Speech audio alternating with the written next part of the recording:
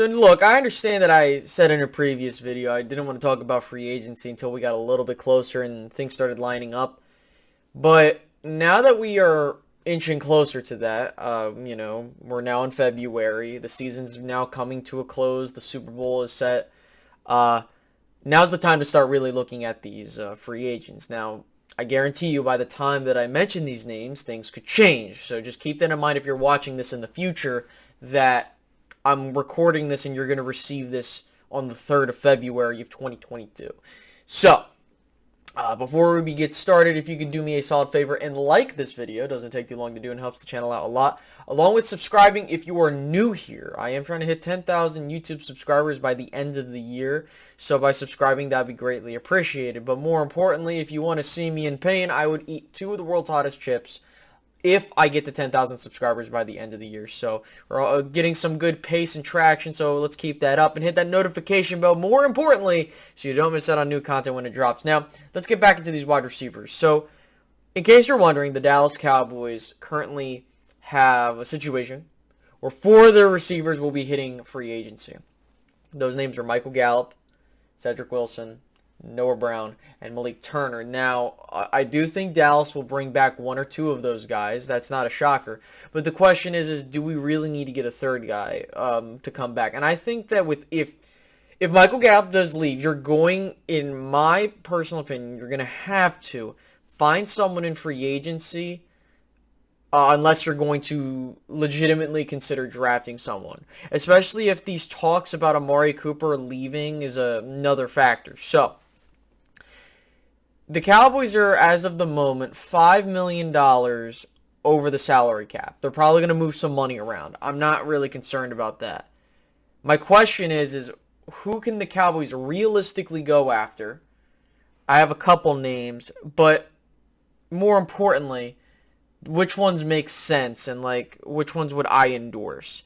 Now, for the money you're going to be paying, you're either going to get someone on a prove-it deal or you're going to get someone that's a little bit older that is not really that productive, but you're looking for a wide receiver 3. So, assuming that we're going into this season with keeping the 3 guys that are still on the roster, you have Amari Cooper as wide receiver 1, CeeDee Lamb as wide receiver 2, so you're going to need a wide receiver 3 or 4. So, a couple guys that I have lined up. There are 3 that come to mind that are, number 1, reasonably priced in terms of their market value. And number 2, I think that you can make an argument for some of these guys. So, to start things off, we look at T.Y. Hilton of the Indianapolis Colts. T.Y. Hilton is a guy that reminds me of a Randall Cobb-esque type signing. And what I mean by that is you're getting someone that is an older veteran that you can get on a cheap 1 to 2 year contract, money-wise, cheap, compared to other receivers. And I think you're getting someone that can really operate as your wide receiver 3, or rather, if you draft a young receiver, he can be that bridge guy. T.Y. Hilton's market value would be looking at around $5 to $6.2 million. If I were the Cowboys and if I were going after T.Y. Hilton, I would try to do a 1 to 2 year deal, but maybe similar to how Terrell Basham's deal is, have an option year in the final one. But I think T.Y. Hilton would be a option if you want to go a cheap veteran route. Yes, $5 to $6 million is a lot, but considering the fact that you're going to end up having to pay someone of that caliber that much money, I don't really have a problem with it. So that's number 1. Number 2 on my list would have to be Sammy Watkins, who played for the Baltimore Ravens. Now, Sammy Watkins was originally looked at by the Cowboys before he went to Kansas City, and they were going to give him a big contract, surprisingly. The main reason he did not sign with the Cowboys was because of guaranteed money. Now, I will admit that Sammy Watkins is not going to be one of your top receiving options. Sammy Watkins is going to be, how I would call it, maybe an Allen Hurns-esque signing. Maybe you could throw in the same Randall Cobb type of signing where you're probably going to get him for cheap. He didn't put up the greatest numbers with Baltimore, and, he's not really that number one guy. I think you look at these market value prices, and you could probably get Sammy Watkins on a cheap $5 million deal. Okay, so Sammy Watkins, the Cowboys have had interest in before. Now, to be fair, when the Cowboys were looking at him, they were looking at a guy that had connections to previous wide receiver coach Sanjay Lal. So I don't know if there's still interest there, but I would keep an eye out on Sammy Watkins, especially if you can maybe get him on a cheap deal, okay?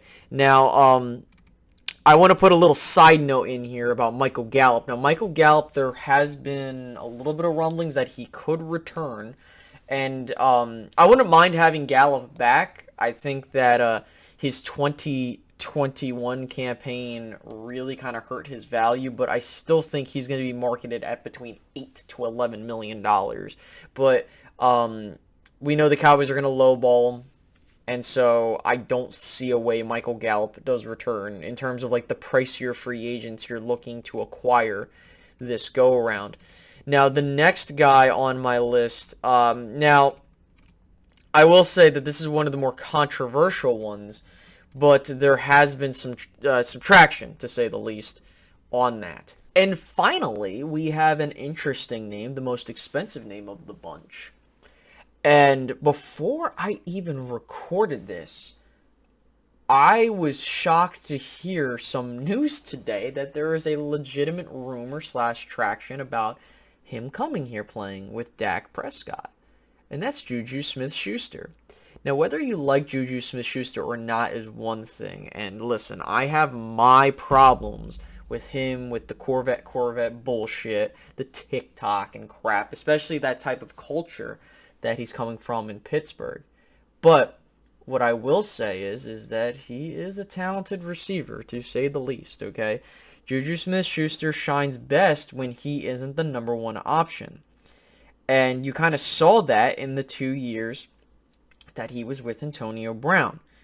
Juju Smith-Schuster had very productive seasons, number one, but number two, he's done very well in critical situations.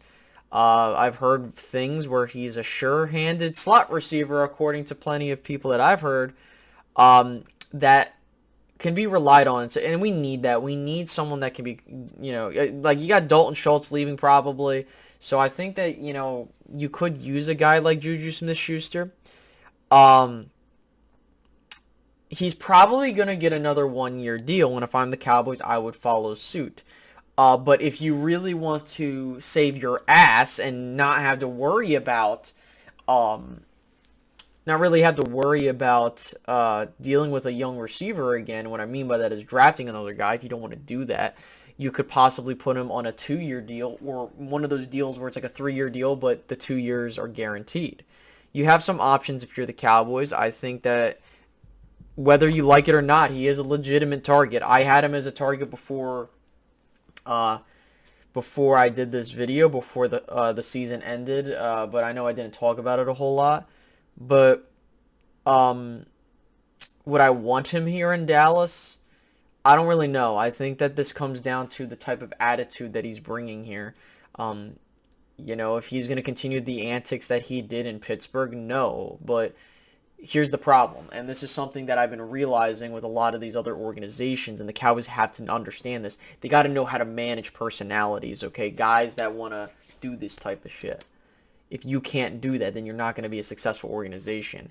So if Dallas really wants to be like that, I would go get Juju Smith-Schuster. People were talking about, should we add Odell Beckham Jr.? I said no, because you had Michael Gallup coming back. But again, at this point, I don't care. And I'm going to talk about that later on. The Cowboys need to be more aggressive in who they're bringing in, regardless of personality. But I think, not that it's a bad thing that you're bringing in these guys. It's because as an organization, you need to be able to know how to do this. So those are my 3 targets, and I'll show them on the screen right now. You got T.Y. Hilton, Sammy Watkins, and Juju Smith-Schuster. Put down in the comments if you would like any of the guys here. Again, I'm looking for cheap options that the Jones boys would reasonably look at.